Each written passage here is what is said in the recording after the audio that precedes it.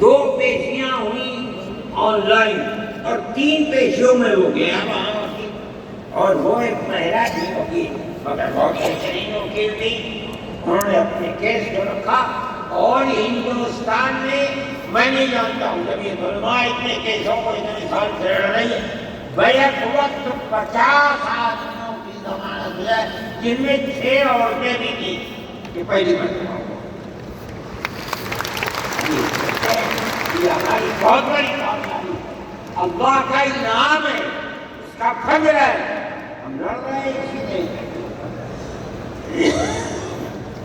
مدارس اسلامیہ، میرے بھائی، مدارس اسلامیہ اس ملک کی مذہبی اعتبار سے جان ہے. لیکن علماء ہمیشہ سے یہ بات کہتی تھی کہ مدارس ام المدارس دارالعلوم دیوبند ہے. حضرت نانوتوی رحمۃ اللہ علیہ نے جو دستور بنایا وہ دستور یہ تھا کہ کسی گورنمنٹ سے کوئی مدد نہیں مل جائے گی. المؤمن ينظر بنور اللہ. جو ان کے دل کے اندر ایک بات آئی، میں کہتا ہوں کہ اگر یہ بات نہ ہوتی اور حکومتوں سے پیسے لے لے کر مدارس چلتے، آج مدارس کی جان نکل چکی ہے.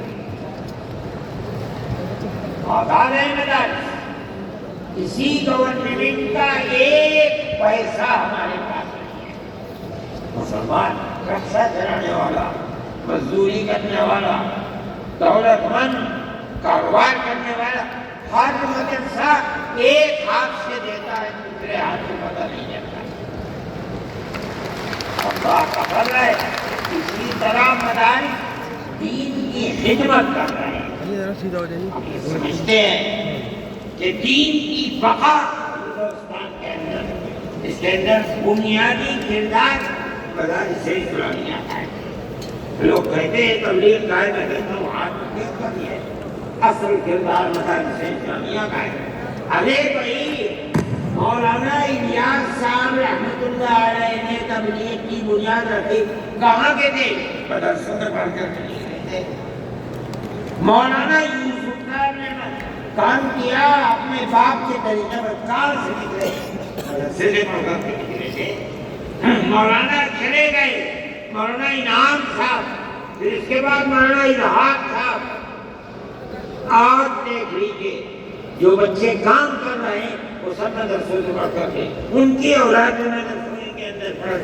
اصل کردار دنیا کے اندر، ہندوستان میں نہیں، چاہے جہاں دنیا میں چلے جاؤ، اصل کردار مدارس اسلامیہ کا ہے. اگر کسی روئے زمین میں آج کہیں کوئی مسلمان اللہ کہتا، میں سمجھتا ہوں دیکھ لو کہیں نہ کہیں کسی مدرسے سے پڑھا ہوا ہوگا.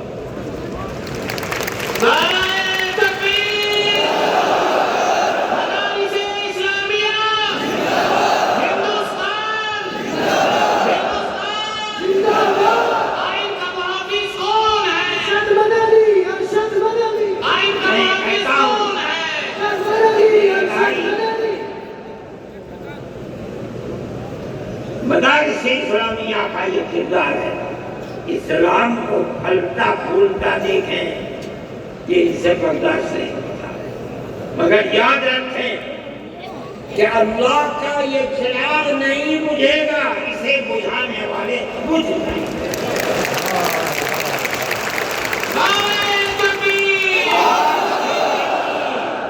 آج سے نہیں، 1400 سال سے اسلام کی یہی تصویر ہے کہ یطفئون نور اللہ بافواہہم ویأبی اللہ الا ان یتم نورہ. اللہ کے چراغ کو منہ سے بجھانا چاہتے ہیں، اللہ انکار کرتا ہے نہیں، یہ چراغ مکمل ہو جاتے ہیں. پھر اپرست ذہنیت جو کرنا چاہتی ہے، اللہ چاہے گا تو یہ نہیں ہوگا.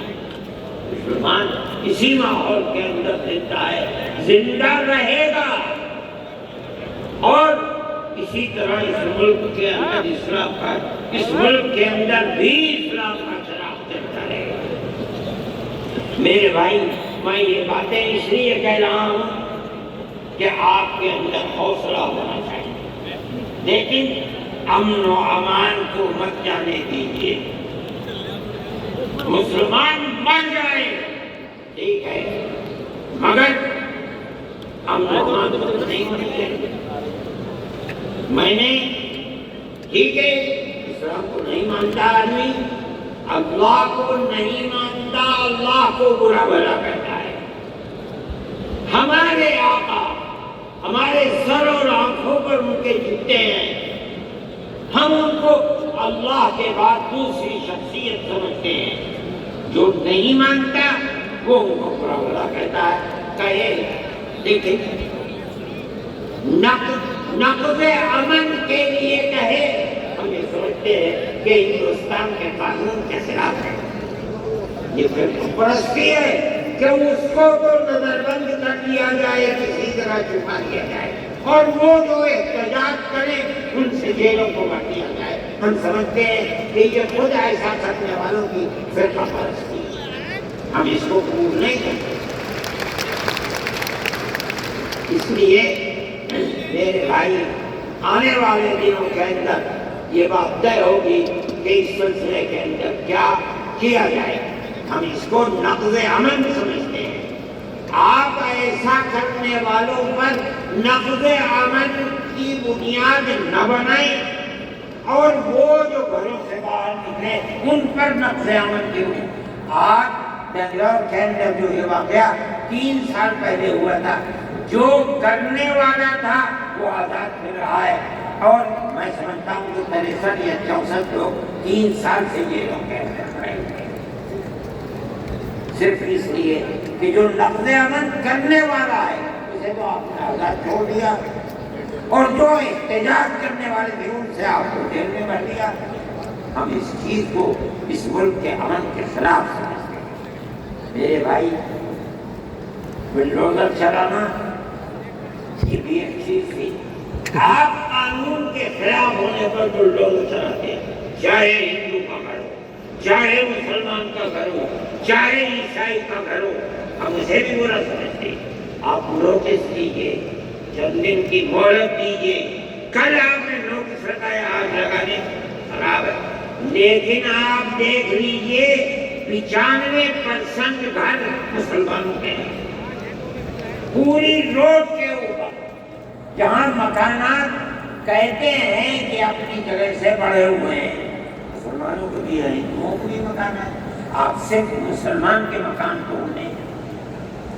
پھر دوسری مصیبت کیا ہے کہ اس مکان کے اندر مان لیجیے بوڑھے ماں باپ رہتے ہیں، جس کو آپ نے پکڑا ہے، کوئی غلطی ہوئی ہے، اس کے بیوی اور بچے رہتے ہیں اس مکان میں، غلطی اس ایک آدمی سے ہوئی، آپ پورے مکان کو گرا دیں، ماں باپ کہاں جائیں گے؟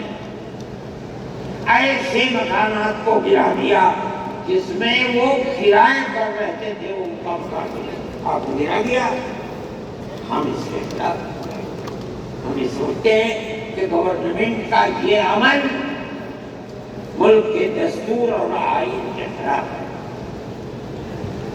اس لیے جمعیت علماء ان تمام چیزوں کے اوپر نکیر کرتی ہے، اور ہم یہ سمجھتے ہیں کہ اگر یہ ملک زندہ رہے گا تو حکومت و ہمدردی اور پیار و محبت کے ساتھ زندہ ہے۔ جمعیت علماء کی یہ پالیسی ہے، ہم سب کو ساتھ لے کر چلتے ہیں، کسی کی مخالفت نہیں۔ یہ پنڈت جی بیٹھے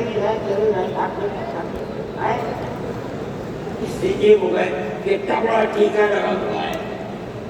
ویسے میں تو آیا ہوں جلسے میں شریک ہوگا، میں نے کہا کوئی دیکھے گا تو کیا کہے گا،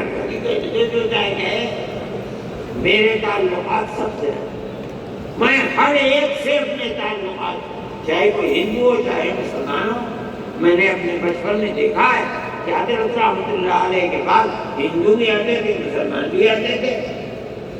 میں نے یہ بھی دیکھا ہے کہ ایک گاؤں کے اندر جمیرن نے حضرت کار سجارے میں بیٹھ گیا. وہاں جا کے میں نے دیکھا کہ ایک ہندو جو اس گاؤں کا پڑھا لکھا آدمی تھا، ہو سکتا ہے حضرت کے ساتھ کہیں جیل میں ہو. اس کے یہاں اس زمانے کے اندر جب پانی نکالنے کے لیے انجن کا رواج نہیں تھا، اس نے لگایا اور حضرت کو بلایا تھا کہ حضرت اس کے اندر بسم اللہ کر کے شروع کر دیں.